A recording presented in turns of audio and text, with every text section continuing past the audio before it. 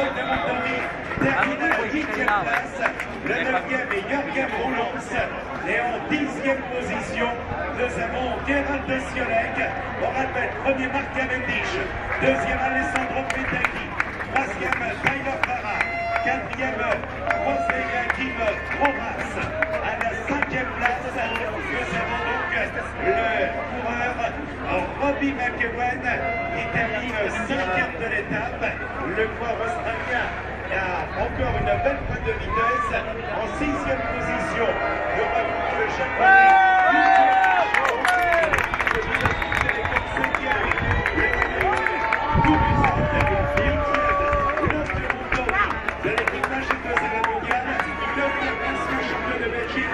Jürgen Roelofs et à la 10e place, le sprinter allemand Gerald Ciolek en maillot jaune. Hein? De changement. Regarde Eric Zabel, Eric Zabel. Moi aussi, il est plus dur, hein. Eric, voilà, je trouve. Eric,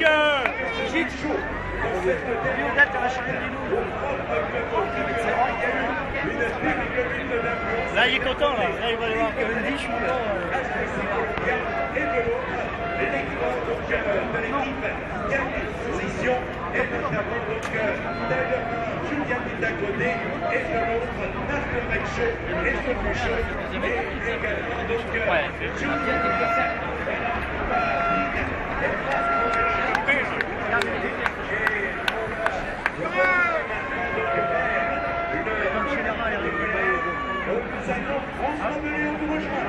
Absolument Daniel, je vous attends avec une belle impatience, fort heureusement toujours fort court puisque vous êtes là à grandes enjambées, vous qui avez été élevé au Bonaire normand du côté du Mont-Saint-Michel. Le Bonaire était là aussi du côté du Bourg-les-Valences cet après-midi avec cette ambiance chaleureuse du public présent.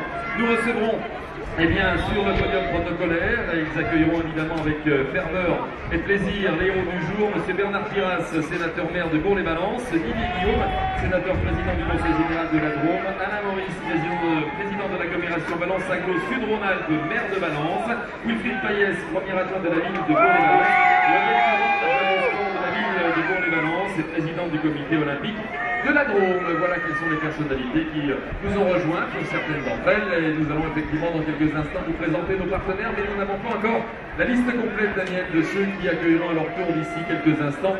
Vainqueurs d'étape et porteurs de maillots de leader. Voilà, ils sont déjà quelques-uns à être en place et attendre évidemment avec plaisir l'arrivée de Cavendish, mais aussi de tous ceux qui seront honorés sur ce podium protocolaire. Les marches du tour, Daniel, une arrivée de sprinter, on s'y attendait, et une nouvelle victoire de Cavendish. Décidément, les doutes du début de tour sont bien aplanis maintenant, plus de doute.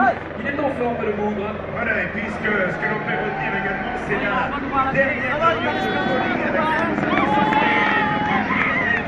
les grands de l'équipe de Saxo-Bank qui se sont tous retrouvés en tête de peloton et qui ont fait le ménage. Ceux qui n'avaient plus les jambes n'étaient plus en mesure de participer au sprint. Le tout sous le regard d'une immense championne qui nous a rejoint, c'est Jeanne Longo-Siffredi, 57 titres de championne de France, 13 titres de championne du monde, la plus titrée du sport français, toute discipline confondue, et qui a vécu avec attention et passion cette étape du Tour de France, alors que nous revoyons Marc Cavendish, adieu, alors que Julian le néo-zélandais et Marc Renshaw, l'Australien, et j'ai l'impression qu'il y aura beaucoup de choses à se dire parce que il y a une lutte sérieuse pour être aux premières places et ça allait à plus de 60 km dans le final.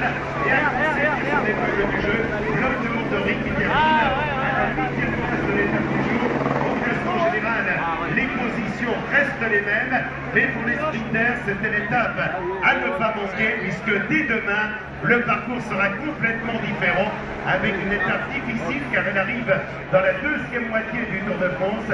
Elle nous amène à Mende avec la montée l'Orange à l'air. Là, on avait été donné donc le pied d'un combat difficile. Gérard Rolls, Gérard Rolls.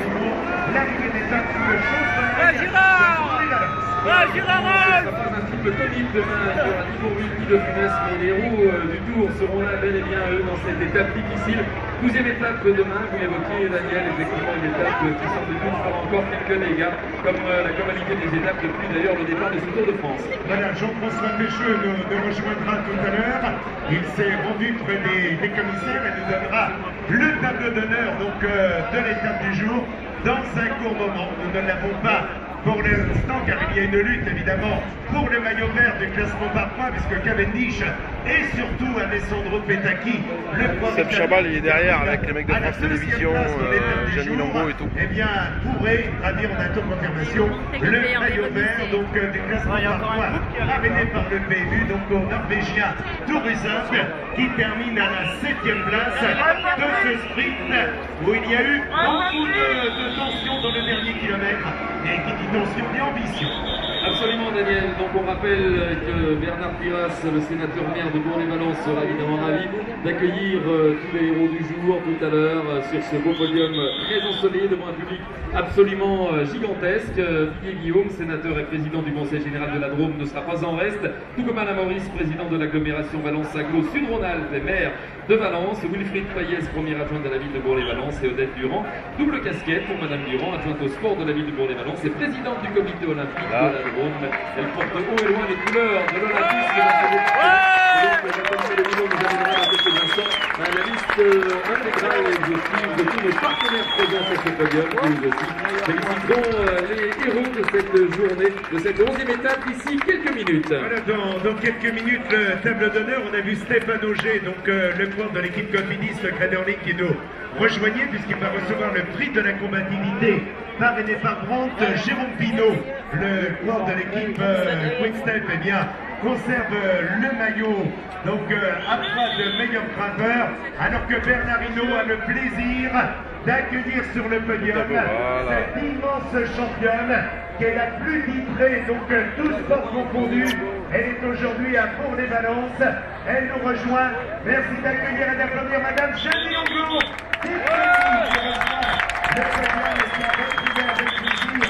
Bernard Hinault. Il est vrai que l'admiration pour Bernard n'est pas dissimulée. Et elle est absolument bien évidemment que les sports français qui tout à l'heure accueilleront sur le podium le vainqueur de l'étape.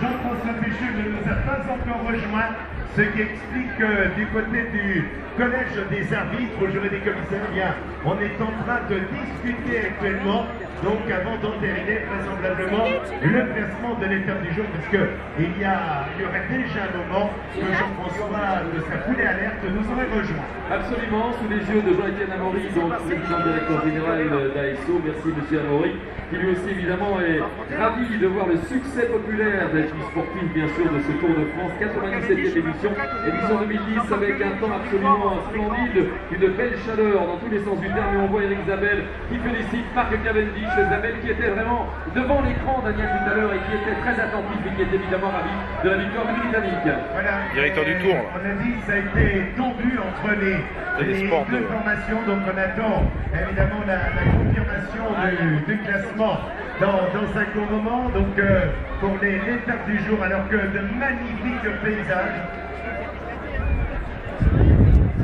Alors on est en train... Ah d'accord. Ah oui, donc il y a des réclamations de déposer, donc près du collège des arbitres. Sans douter un petit peu quand on a vu la manière très tendue dans laquelle eh bien, les coureurs avec laquelle ils vont s'apprêter à vivre le sprint. Donc dès que Jean-François Pécheux nous aura rejoint après la décision prise par le collège des arbitres, eh bien nous pourrons commencer la cérémonie protocolaire. Nous disions, c'est vrai, le Tour de France c'est une... Ah, Jean-François me rejoint et va me donner vraisemblablement... Et Daniel, je vous laisse regarder tout ça. Jean-François me dit que tout est confirmé, à l'exception de Marc Renshaw, qui est donc déclassé de la place. Merci Jean-François. Donc pour ce classement, donc Marc Renshaw, c'est le seul changement. Autrement, Tout est confirmé, voilà, les commissaires ont visionné le film et nous allons dans un instant commencer la cérémonie de la jeunesse en compagnie de nos invités qui sont nombreux sur la route du jour. Absolument, Daniel, avec Sébastien Chabal, invité Orange, Guy Landra, et Henri Havard, Laurent Marco, écoute, rien n'est bas, et je pense qu'effectivement on va lancer le premier protocole. Voilà, mesdames et messieurs, donc précédé de l'hymne officielle du Tour de France, la cérémonie protocolaire de l'étape du jour à Bourg-les-Valences.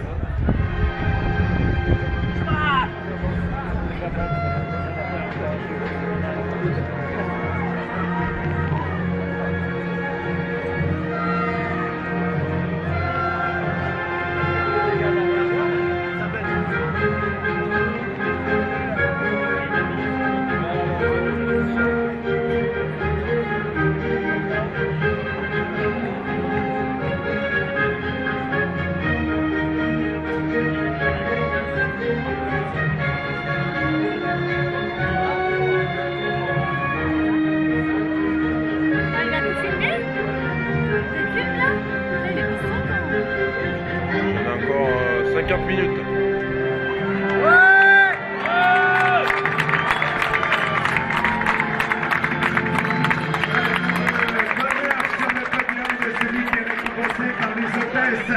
Power Bar qui lui remettent le bouquet de vainqueur, la nation de Bourg-les-Valences au sprint.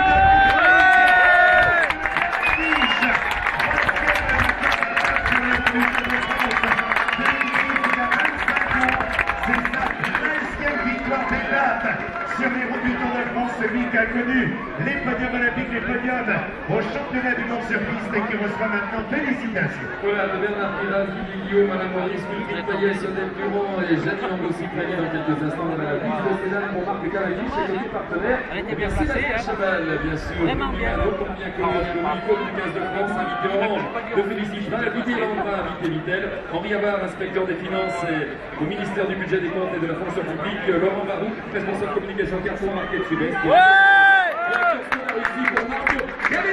La troisième victoire, les sprinters avaient évidemment une tension et une ambition énorme sur l'étape du jour, alors que nous nous retrouvons maintenant avec la remise du maillot jaune parrainé par Elsel.